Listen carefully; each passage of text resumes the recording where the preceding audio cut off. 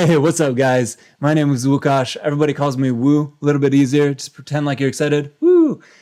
So I do user interface design for AAA games. I do a little bit of creative direction on the side as well. I've done some music festivals like Drop Zone. I've done music videos. So I've done a little bit of graphic design for them. I've done like Nitrix and a few other ones. So I've been doing this for about 19 years.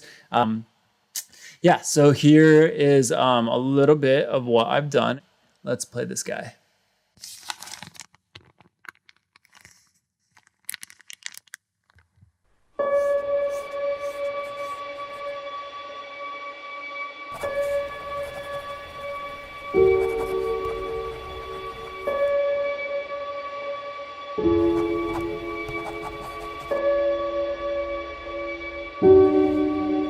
Hey you, I'm Nikita. How was your day?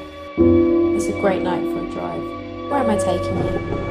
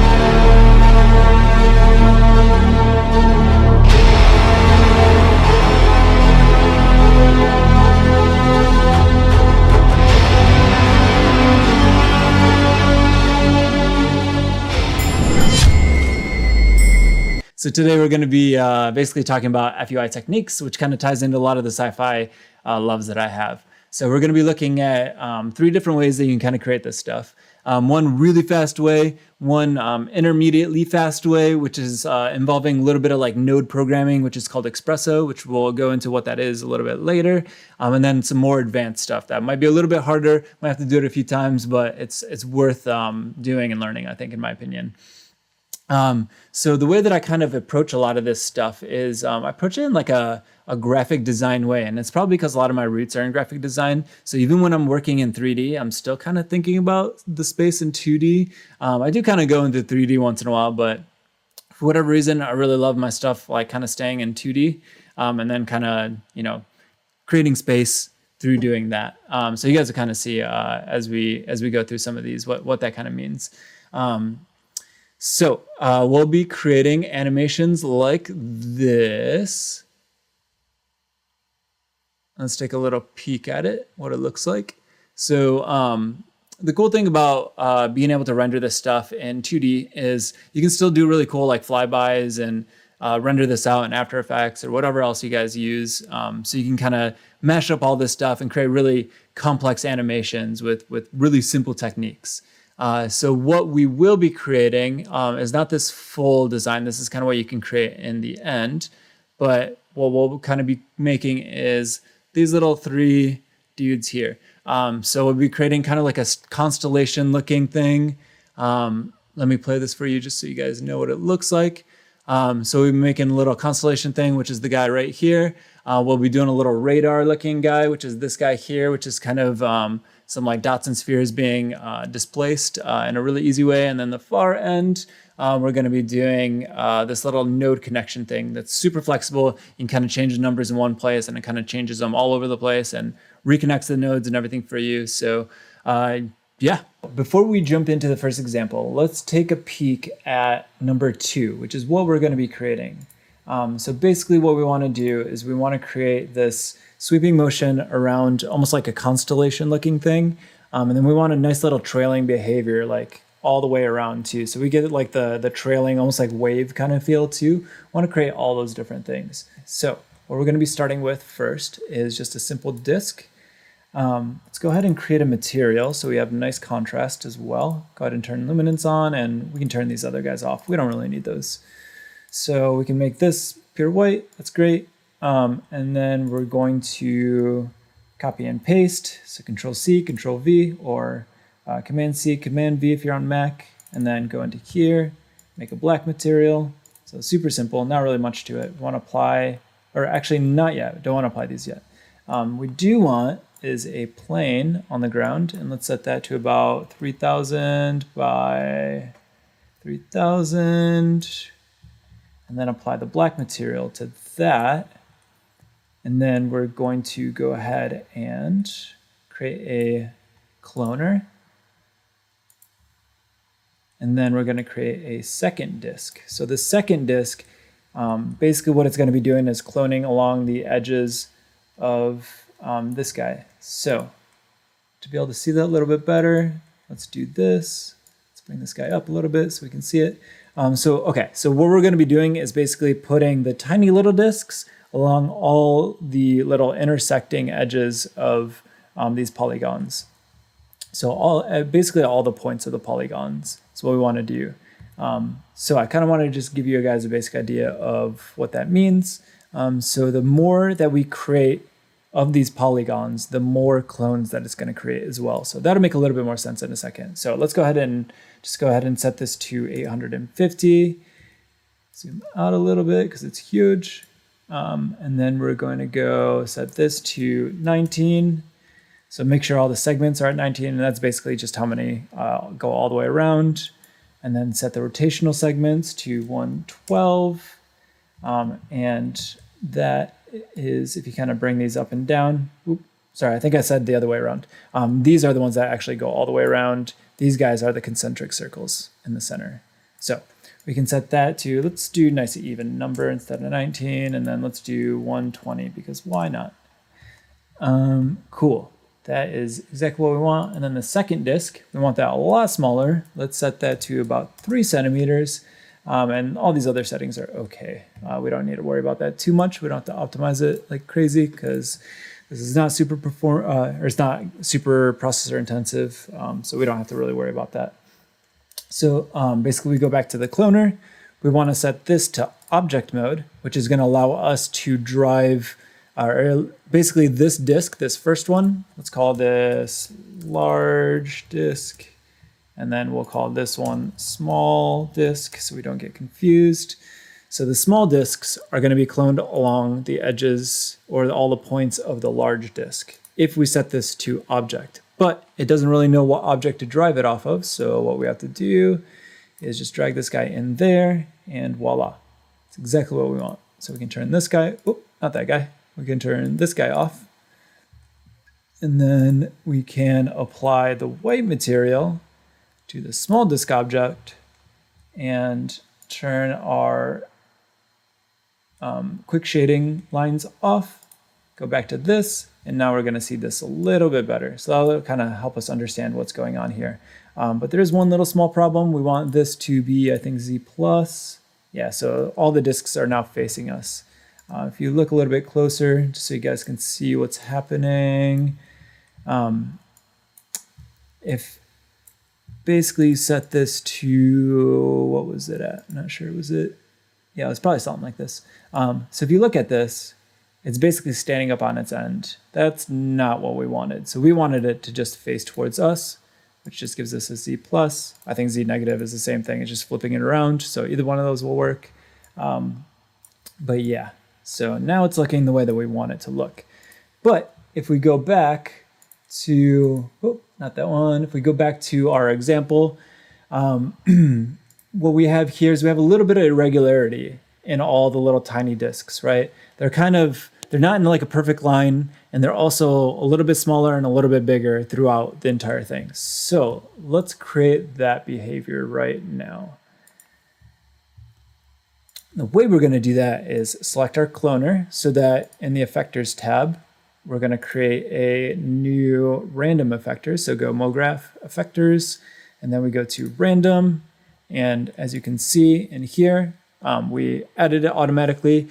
If you didn't, let's say you didn't have the cloner selected and it's not applying to it, you're like, what the heck is going on? It's really, really easy solve. So all you do is click on the cloner itself, go to effectors tab, and then you just add this guy on here. So pretty easy, not much to it. Yeah, so let's make this a little less strong. So what we want to do is go over to, let's see here, the parameters. Yeah.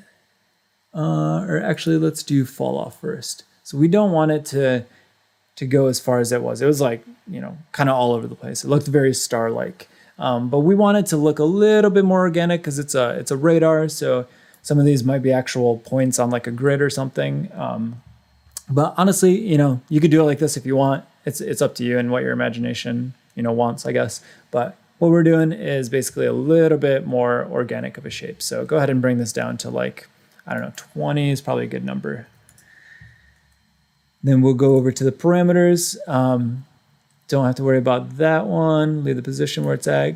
How about set the scale though to uniform scale, which is basically going to take the X, Y, and Z out and just have it be a single number, which is what we want. Let's set that to 1.5. So that's going to create a little bit of variety inside of like these little discs.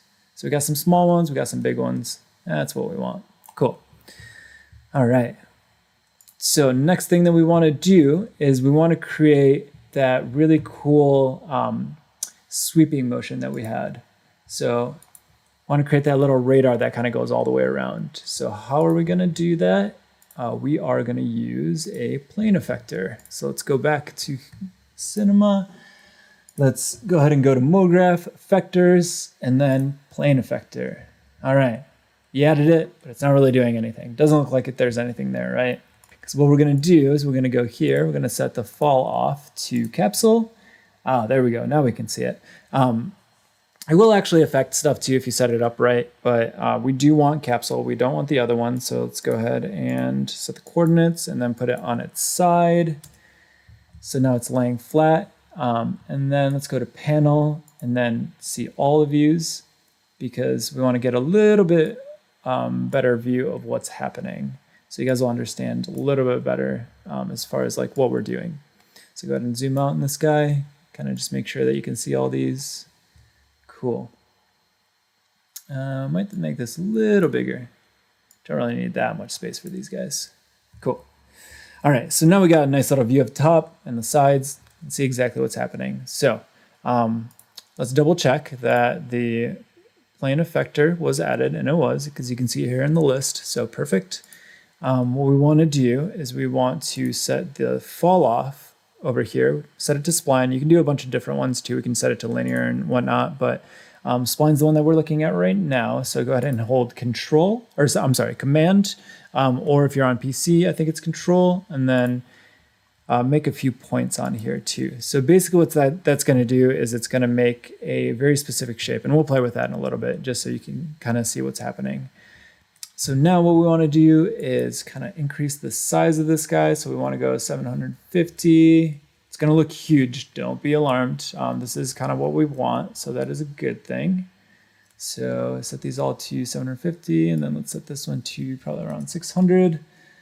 Okay, so now we can zoom out just to kind of see. And you can see that this thing is huge.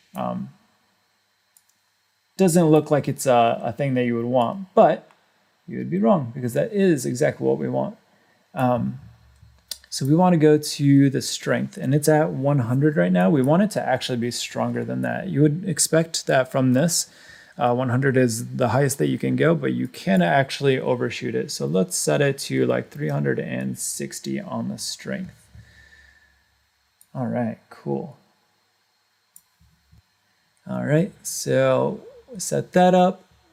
we set the, oh, we did not set the parameters up. So let's go ahead and set this.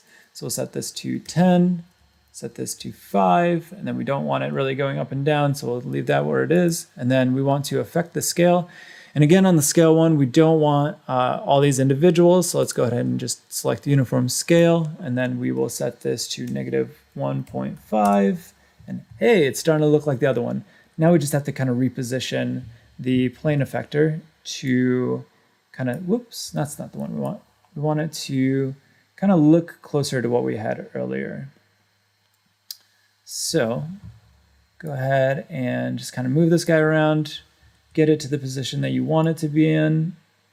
It's pretty close to what we wanted now. And then just kind of pull it up a little bit. All right, that's pretty cool. So let's zoom into this really quickly so I can kind of show you what the fall off is doing. So if we want, you can see here that this is like a pretty harsh fall off. So you're gonna have a pretty harsh fall off here. So you can kind of see it almost linearly here, kind of in the same way. So if I pull this out, it's gonna give a little bit of a softer fall off.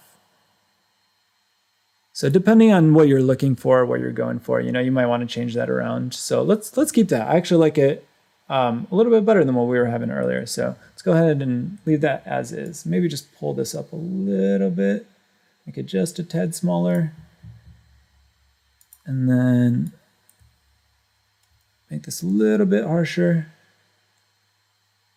Yeah, there we go. Cool. And then pull this up just a little bit. All right, cool. So another thing we want to do is we want to create this null, and then we want to put the plane effector inside of the null just so we can easily rotate it. It'll just kind of keep that center at the center. So now if you see under here, and we just rotate this guy, you can kind of just see it rotates around the center. It just makes it a little bit easier, and it's fast. You can do it in other ways, but I'm just going to do it this way just because it's nice and easy and quick. So the last thing that we're going to be doing, if you look really closely, we go back to the sample, you can see that there's like a little bit of a trail, almost like a wave behind it. And the way that we're going to do that is through the delay node. So let's go ahead and select the cloner, because other times we haven't had this selected, or if you don't have it selected, it might not show up in the effectors.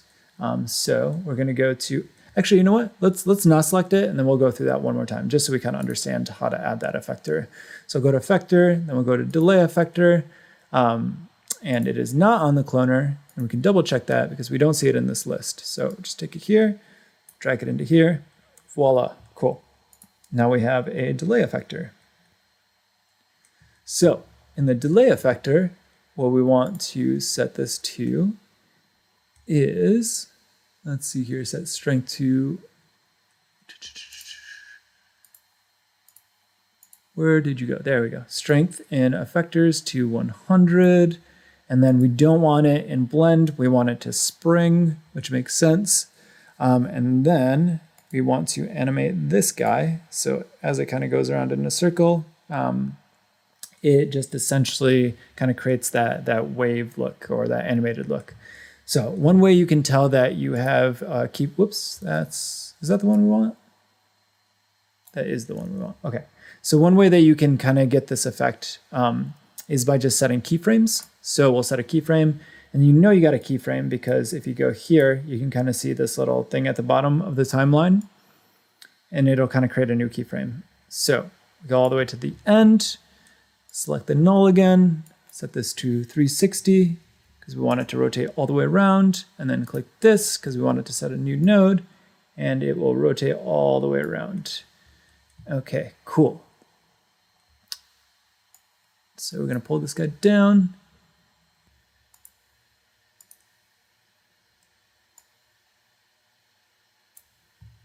Okay, so one thing that we want to make sure too is that the order of these effectors are in the correct order, because you will not get the effect that you're looking for if these are not in the correct order. So it's already kind of doing some funky stuff here. So let's go ahead and reset this, bring back to the beginning, and then play. So now it's kind of doing more of the behavior that we want with like the nice little bounce and stuff too. So you can go ahead and render this out, and it'll kind of create all the effects that you want with a little subtle wave behind it, and it'll also do the basic plane effector on it as well. So if you are trying to render stuff out, one good thing to kind of look at when you are rendering this out is make sure that you have your alpha channel selected too. So you'll have to pull out this back plane to be able to render it out, and then you set it to not PSD, but PNG, and then you can kind of import it as a PNG sequence inside of After Effects. So pretty easy to do that. Not going to go into that too in depth, but that's kind of what you would do if you wanted to use it almost like graphic design style, kind of what I've been looking at. So that's basically that. And let's see here, go back to this original one. So this is kind of what it's going to look like in the end too. And you can add all sorts of different effects on top of it. You can add the little like glows and whatnot too, to kind of give it more of a radar effect look too. Actually, let's jump back into Cinema 4D really quick before we move on, because I just realized I did a very dumb thing. I knew that the delay effector did not look the way that we wanted it to look earlier, so got to just make sure that these are in the right order, that the delay is at the end, because they do execute, I believe, in the order that they're in here. So then we want to go to delay. We don't want it on infinite, we want it on linear, and we need to set this to Y plus. And then let's go ahead and just crank this fall off to 100, bring it back to the beginning. And now we should see this doing more of what we want. Okay, so now we're getting that wave motion a little bit better than earlier. So that's kind of what we're looking for. That's probably why it looked not correct earlier. So just make sure that you have those set up, that your effectors are in the right order, and that your delay fall off is set correctly. Cool. Okay, now we can move on. Let's maybe take a look at these examples again. So basically what we're going to be creating is number 1, which is right here. We want to create this like constellation-like pattern. We want to be able to connect random nodes. We want it to just kind of create a lot of visual interest. So the way that we're going to do this is using something called Espresso. So don't let that kind of don't let it scare you, because it's really, it is visual programming, but it's, once you get the hang of it, it doesn't feel like programming. So it's not too crazy. Most of the time you don't even have to do a lot of math to be able to get this to work. We're going to be doing one quick little Python script in there, and Python is basically a way of being able to just kind of script anything that you can't do in Espresso. It's a little bit more powerful. You can kind of do complex math and stuff. We won't be doing super crazy complex. We're just going to be going through a basic modulo. We'll explain what that is a little bit later. But the reason why you would use this is to make it super expandable. So if you can see, up here, there's, I don't know, what is it? Like 10 by 10 squares on there. So creating all those by hand and then going through it and connecting that line every single time would take an extremely long amount of time. So being able to front load this stuff with a little bit of visual programming kind of helps you out, because you don't have to go in there and like recreate this thing every time somebody's like, oh, we need less complexity here, or more complexity here. It just makes it a little bit faster. So this doesn't always work for every project. You just have to feel it out to see if it makes sense to front load this. But when you are kind of creating from the get-go, you know something might be kind of possibly too complex or not complex enough. You don't really have your composition fully made.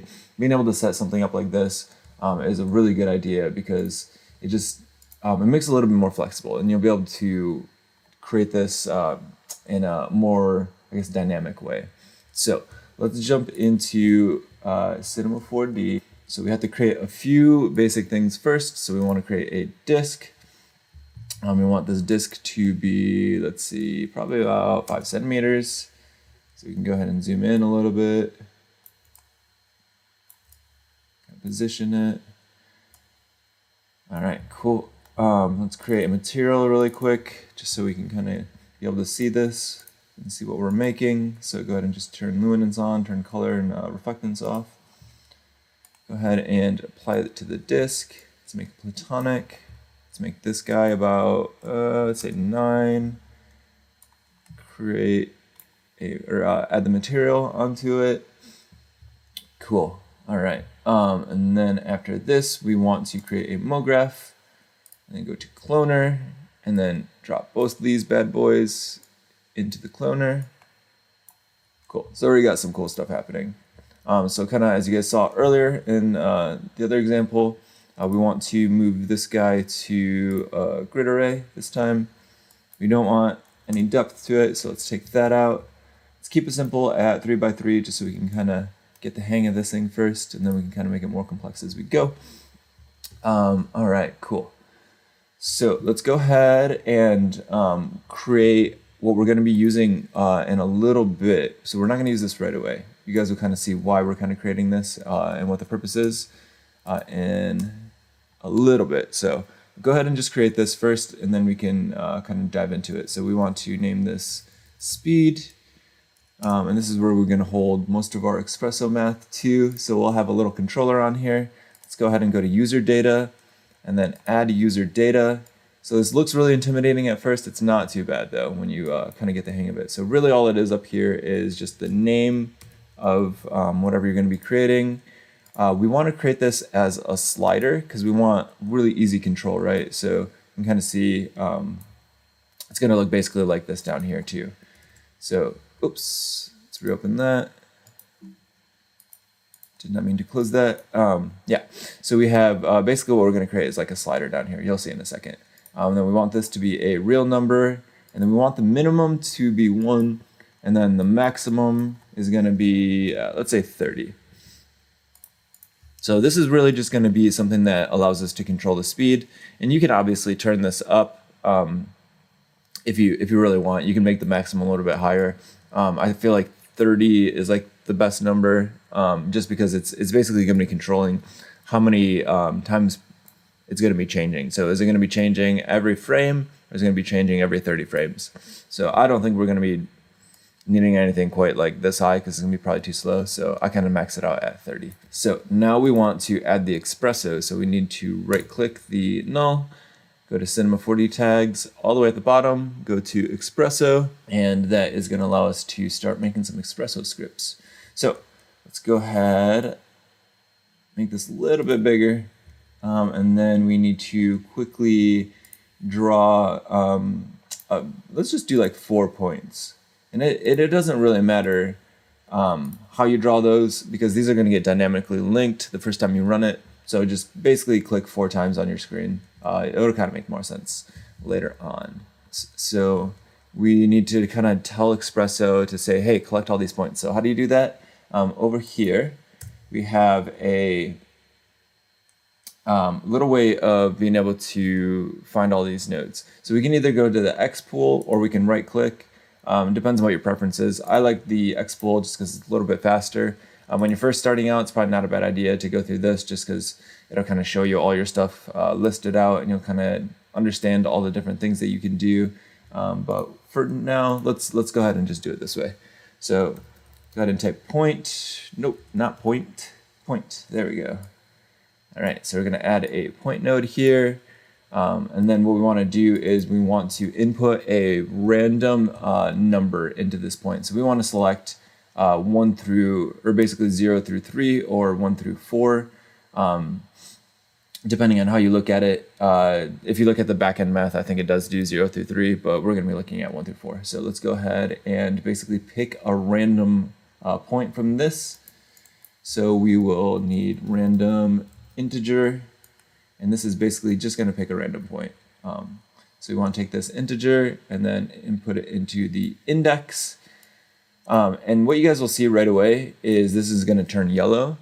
Usually what that means is it's not getting the data that it needs to do the thing that it needs to do. So it doesn't necessarily always mean that it's broken. You guys will see a little bit later. It might turn yellow, but it's not necessarily broken. It's just not getting the data that it needs. So let's get it the data that it needs.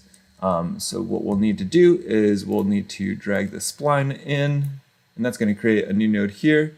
We don't really have any nodes on here, so how do you create some is you just basically click on this guy.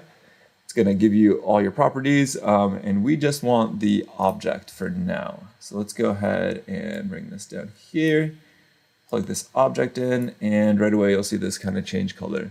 So now it means it's getting what it needs, so that's great. So one thing I do like to do is also add result nodes. And this kind of helps you debug things, because sometimes things don't behave the way that you want it to, or maybe you're using the wrong node and you don't realize it. So this kind of just helps you organize those. So you can see that this point count is 4, which is what we created. So that's good. So basically this random integer is going to be picking a random point index, which is going to be 1 through 4. And then it's going to connect one of those random ones to one of the random numbers in the cloner. So that's just kind of easy way of being able to see like what's going on and stuff too. So let's go ahead and go a little bit further with this. We want to basically, let's see here. Okay, let's go ahead and add the cloner in here. And the cloner itself is not going to really give us much information, so we need to get some data out of that. So let's go ahead and add a data node. And all this does is help us extract a little bit more information out of just this cloner. And right now you can see, again, this cloner really doesn't have anything outputting. So what we want to do is we want to pick the object, and then we can go to object. And so now we have all this cool stuff that we can output from there, like these guys. So you can output the IVs, the visibility, the weight, all that stuff. So all we need is to output the position. So we don't have that, so we can add it by right-clicking, or not right-clicking, by left-clicking on this guy, and you'll get all the options here. So now we have the position. We want to take that point position, and oh, look at that. We don't have it on here either. So what we want to do is also add point position here. And let's make this a little bit bigger so we can read it. All right. Move this guy down. So we're going to take the position from this cloner object and plug it into the position of this guy. And right away, you can kind of see that it connected that first point. So stuff's kind of happening the way that we want it to, but not all the points are connecting. So we need to be able to randomly pick a point from this guy and then connect it to a random point in our cloner object. So how are we going to do that? Let's go ahead and add a random integer just like we did down here. So do random, or if you guys want, you can command drag this guy too, and it's going to also kind of create a clone of that as well. So that might be a faster way than typing over here. So we are going to input a random integer into the index of this cloner. So you got to remember, these guys are basically one thing.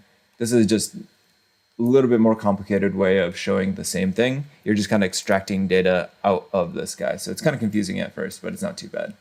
Okay, so we want a random integer to go into the index. And let's see here.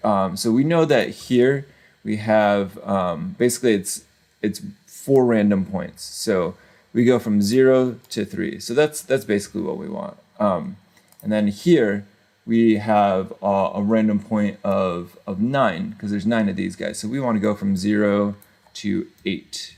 Or normally, like the way that we count would be, like 1 through 9, but with computers, it always starts at index 0. So we do start at 0, and then we kind of go up to 8, I believe. So let's see if this works the way that we want it to. So another thing that we need to add on top of this is the speed node. So we want to basically be able to set up the speed. And how are we going to do that? So we need to take this guy, drag that null into here, and make this a little bit bigger. And then we don't really get any outputs, right? We want to get the thing that we created earlier, which is our user data, and then be able to output that data. So whatever we drag here, we want it to output that number. So let's go ahead and add user data, and then speed, and then let's do result, just so we can kind of understand what's happening here.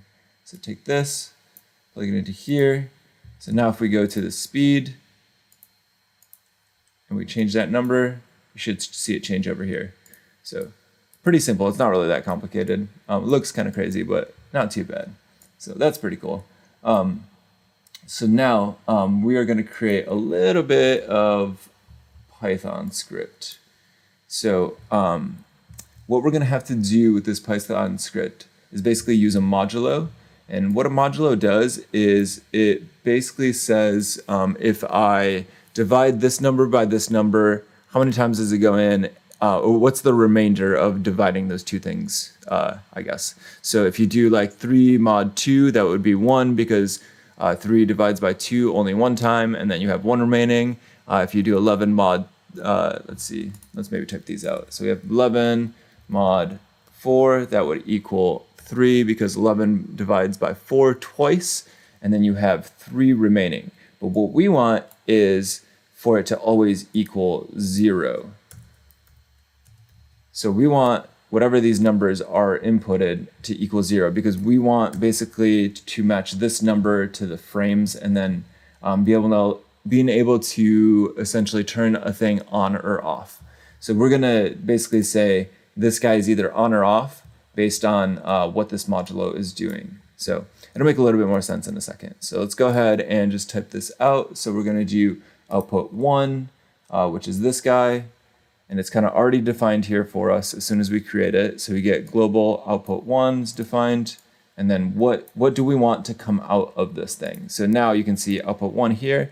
And now we can actually tell it to do a thing. So from here, we would do output 1 equals, let's see here. Let's do input 1 modulo input 2. So this just means modulo, this percent sign. And then we're going to have that make sure it always equals 0. So we want to make sure that that frame, so if we set it for every 1 frame, we want it to basically trigger every single time too. So that'll make a little bit more sense in a second. So let's go ahead and take this, input it into the input 2.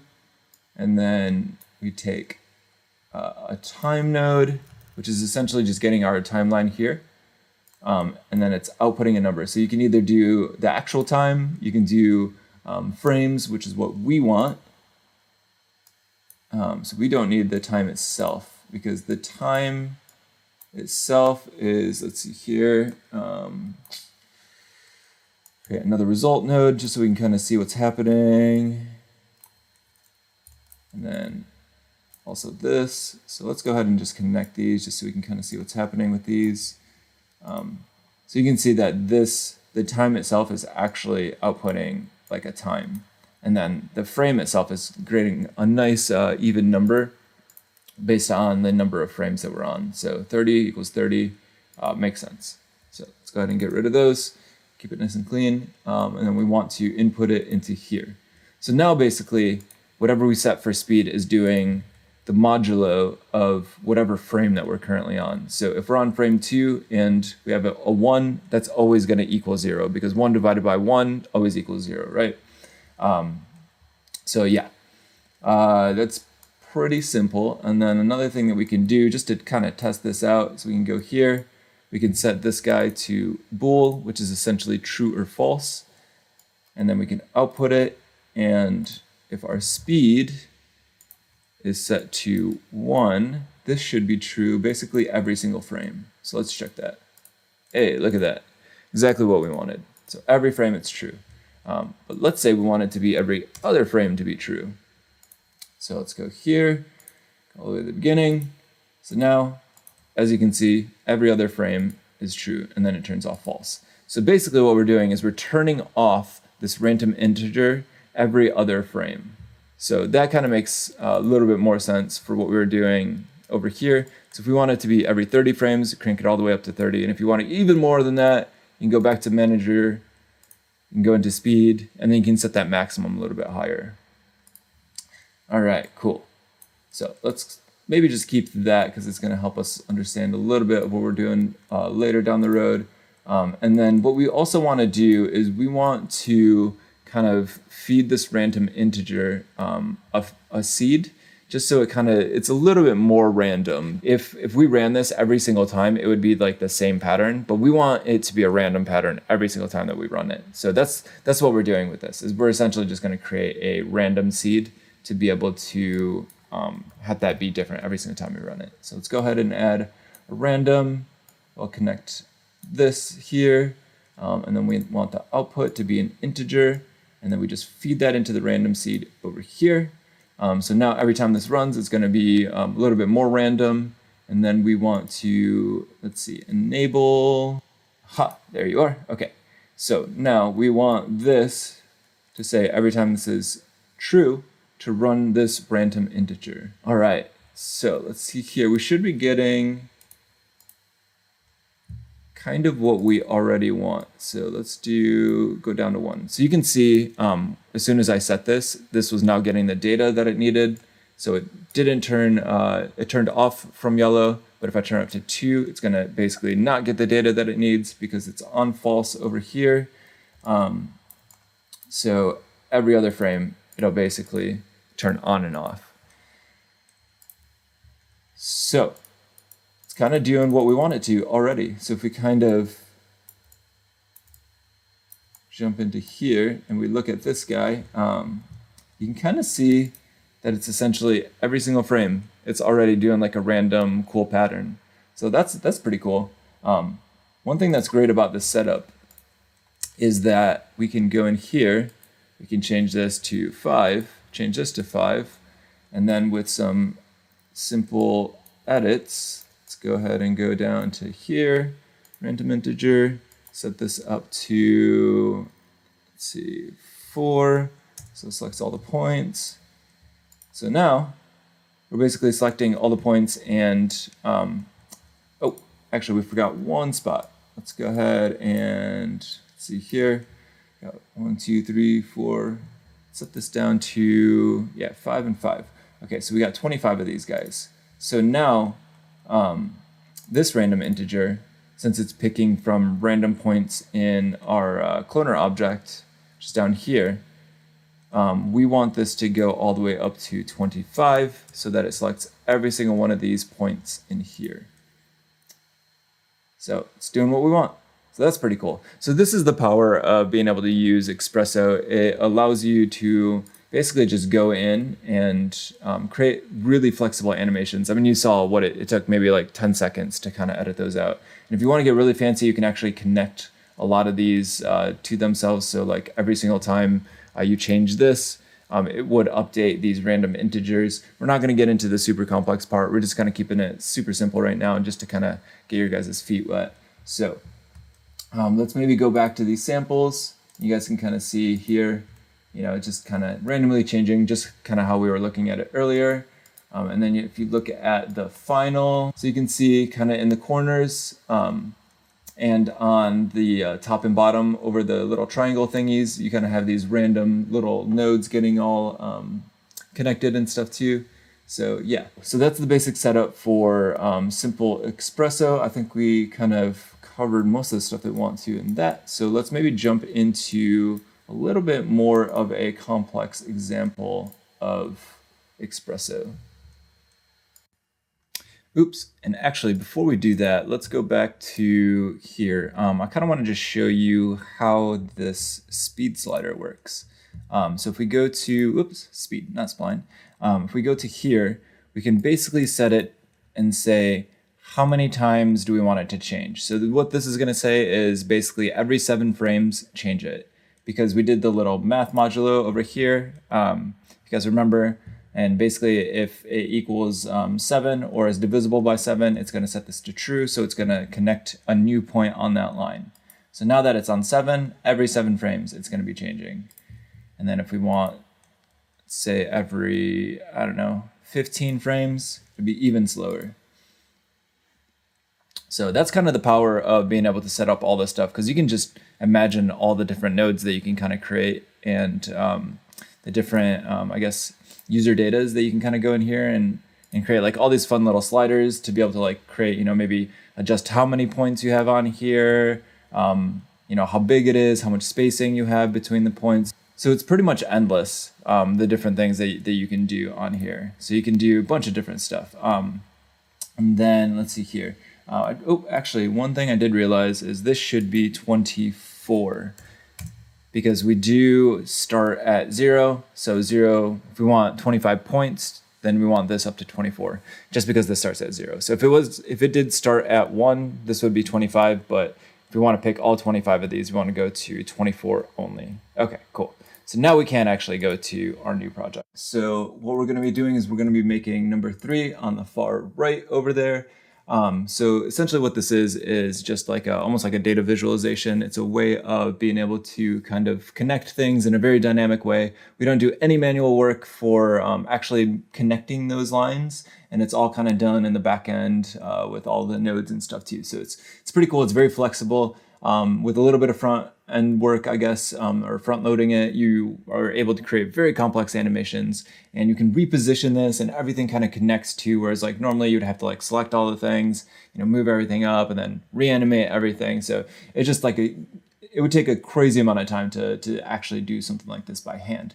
So what we want to do is just have it dynamically created for us. And how we're going to do that is using Espresso. And always the goal with Espresso is to basically be able to create this stuff a little bit faster and more flexibly.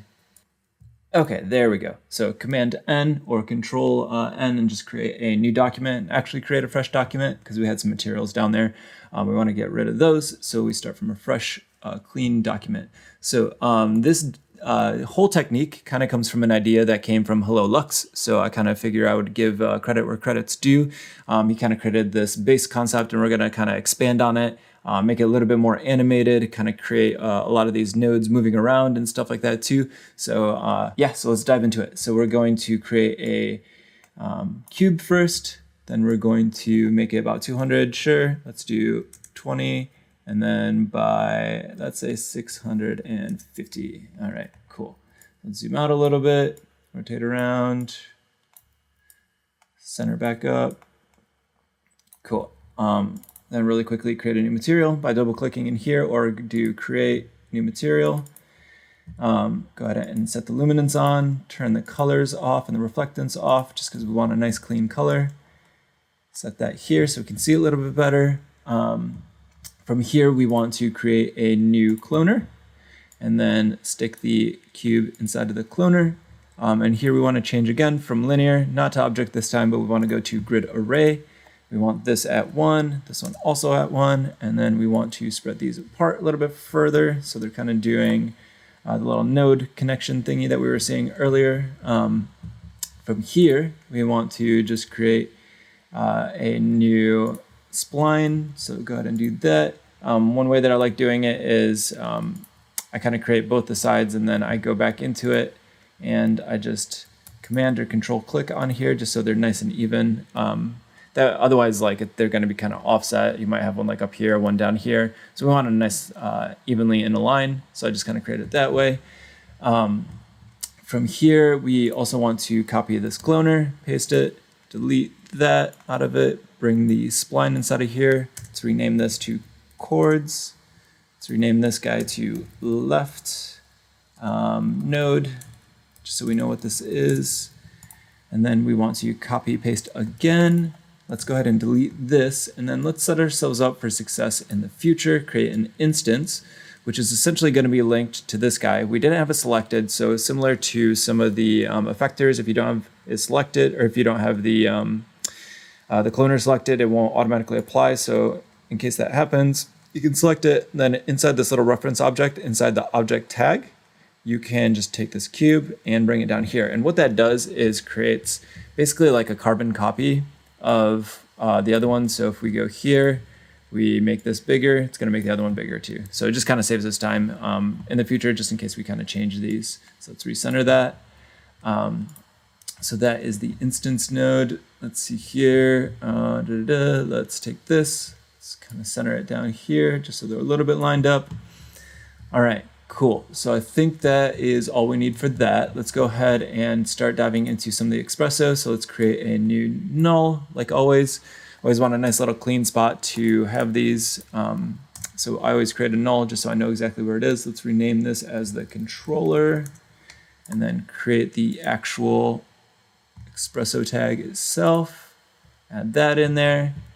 Let's go down here. Add so that popped out. You guys couldn't see it, but this was kind of undocked for me. oops, that's not what I wanted. It was undocked like this, and all I did was I just dragged it into here, just so I kind of have it nice and organized. Okay, cool. So let's go ahead and start adding some of the nodes that we need. So the first thing we want to do is we want to be able to select these points and connect them to these points. So what we're going to do is we're going to add a left node, and we're going to add our right node. Whoop. This is not named correctly. Let's do left node. I'm sorry, left node, and this is the right node. I'm dyslexic. There we go. Okay. Now we got it right. Okay, so let's delete this just to be safe. Bring this back in. So we're going to add the right node, going to add the left node. Then we're going to add the chords themselves. All right, cool. So now we want to connect these points. So first thing we're going to need is go to Xpool. In case you can't see that, go ahead and just go to Custom and then Xpool pool, and that'll kind of pop this guy up. You have Xmanager and Xpool, but we're going to be mostly using Xpool right now. So go ahead and do a search for point. Going to add that in. So that's going to be our first point. So we'll name this point 0.01, and then parameter, cool. So that's going to be 0.01, cool. Copy and paste that, bring that down here. And now we want to grab the fourth point on the node, which is going to be the number 3 since it starts at 0. So counting up 0, 1, 2, 3, that's going to be number 4. Cool. So we want to get some data out of these. So for our cloners, we need to get data that we don't have just out of this node itself. So we want to connect the point position to the point position of the points themselves. So how do we do that? We need an object tag here, so we can connect that into the object of here, and then be able to get the position out of this and bring it into the position of one of these nodes. Cool. All right, so from here, we want to create the same thing up here. So just command drag this thing, or just add data from the left-hand side again. We also need to add the object here, connect object to object, and then position to, whoop, you know what? We did this wrong. We actually want point position. This kind of messes me up sometimes. We don't want the point index, we want point position. There we go. Okay, so now that that's connected, that should be a little bit better. And then from position to also point position here. Great, okay, so that's what we wanted. All right. So from here, to get the position of the chords, it's a little bit more complicated because we have multiple points in here, and the spline works a little bit differently. So let's go ahead and we're going to have to add a Python node here. And all we're really doing in this Python node is we're just grabbing the cache from the actual chord itself. So go ahead and add the object here.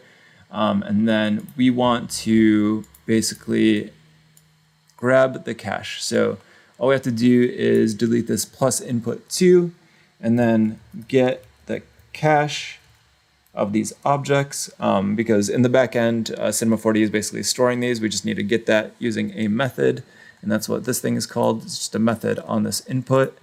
And so we want to connect here to here, and oh, that's kind of weird, doesn't let us. So this happens once in a while. So go ahead and just delete these ports and then just add a new link, and voila, you should be able to connect these guys. So that's good. And then from here, we will create a, here we need to, let's see, Python hierarchy. Oop, if I could spell. All right, we bring in the hierarchy here, and then we want the object input. So we, oh, same problem here, right? Can't really connect. First thing we want to go to is just delete that, create a new link, and then output that. Great, that's working now. And so from here, now that we have the hierarchy of objects, because almost works similar to over here where we need to actually grab the hierarchy first, and then we need to grab the index. So we do object index, and that's going to give us the number of point. And then we connect the object to the instance, and now we have the index, and we can take that index, zoom out a little bit, create a little bit more room for these guys so we can read it, and then move these guys over, consolidate some of our space. Cool. All right, so from this object index, we want this instance to go into the object here.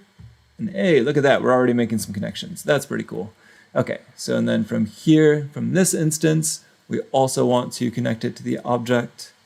Now we're connecting some more, even better, awesome. And I think we have these backwards, so let's set this one to 0, and then this one to 3, and now connect them the correct way, because all we're really doing is grabbing the first point. So these kind of point nodes are grabbing the actual points in the spline. So this will actually be point 4. So let's name it accordingly. And then it basically just connects them. So you can kind of see it's already doing some pretty cool stuff. So if we go here and we move this guy around, oops, not the chords, we want to do the nodes. Yeah, so we can move these nodes around and they basically stay connected. So that's already pretty cool that we can do something like that. But we don't want to do that exactly. We want these to connect to each individual one. So how are we going to do that? We're going to take this instance and we're going to connect it to the index.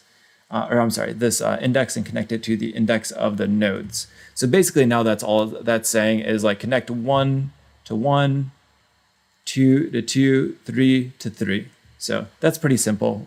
We're just basically explicitly telling it to do that. We don't want to do that on the other side because we want this to kind of animate up and down.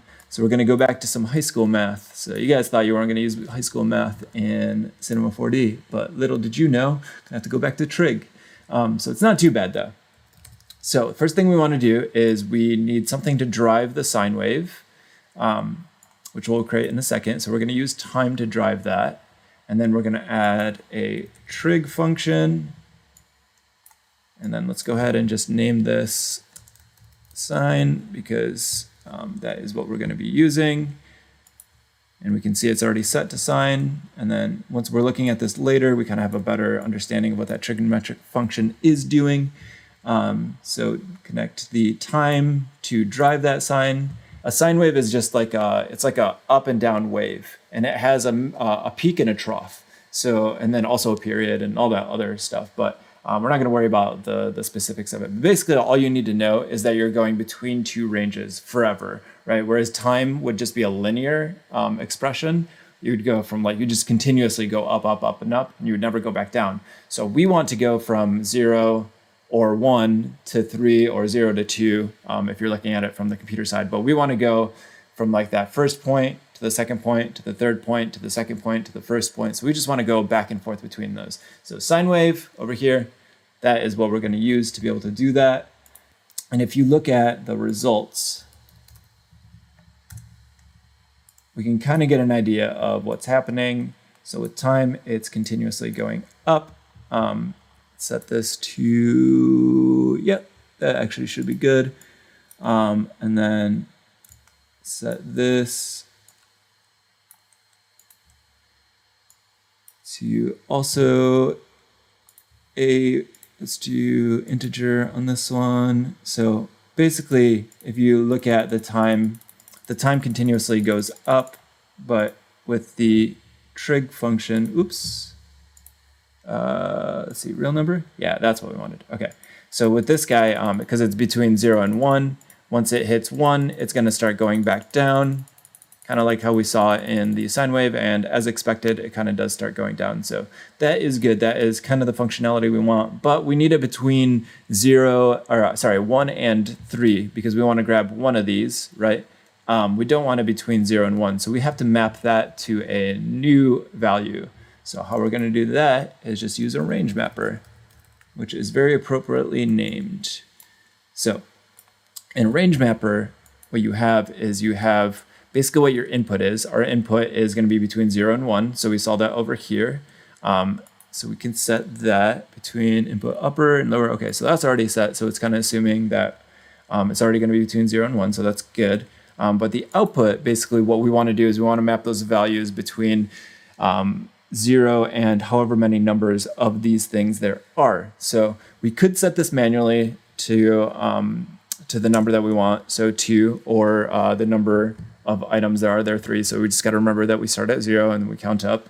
So we don't want to do this manually, right? We want this automatically set. So a way we can do that is left click this guy and then do upper.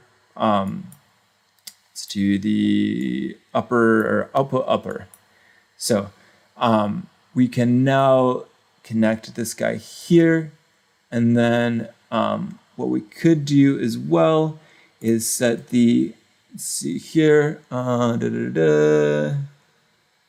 yeah, so on this left node, we can go to object properties, count, and we want to do the count in X. And we can set that count in X to the upper limit of this range mapper. And that will automatically set, based on however many we have on the left-hand side, how many times it's going to go up or it's going to go down. So that's going to dynamically set that up for us. So that's already good.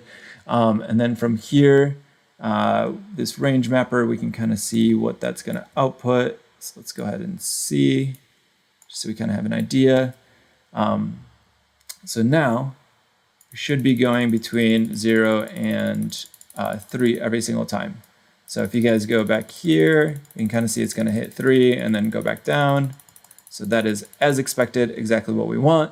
But we don't want this float in here, so we don't want a decimal point. So we're going to just do a quick absolute value on that.